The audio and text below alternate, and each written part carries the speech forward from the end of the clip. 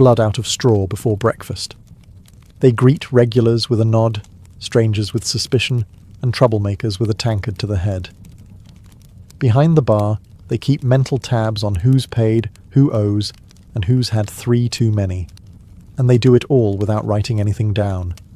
Because medieval literacy might be rare, but tavern memory is terrifying. The tavern keeper sets the tone. If they're in a good mood, the place hums. If they're in a bad mood, you'd better drink fast and keep your jokes to yourself. They're the referee in every argument, the judge in every cheating scandal, and the first to grab a club when a fight breaks out. You do not mess with the tavern keeper. They also know everything. Who's in debt, who's having an affair, who arrived in town under a false name. Need information? Bribe the barkeep? Need protection? Sit near them?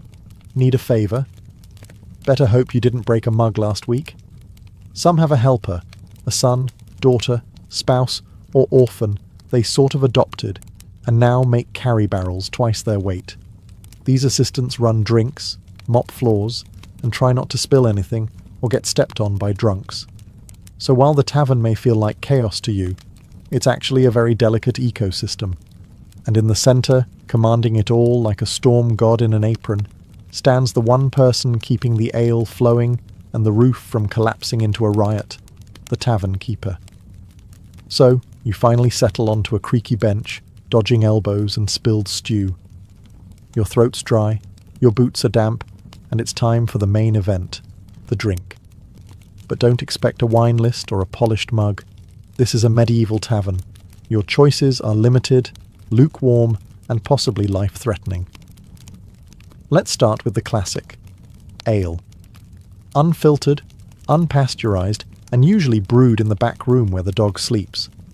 It's thick, cloudy, and often comes with floaties, bits of grain, yeast, or possibly a chunk of the previous customer's moustache. It's not cold because there's no ice. And you don't ask how long it's been sitting in the barrel, you just drink and hope. Next up, mead, honey wine. Sounds fancy, right? In reality it's sweet, strong, and occasionally explosive. If the tavern keeper made it themselves, it might be delicious, or it might taste like regret and bee venom.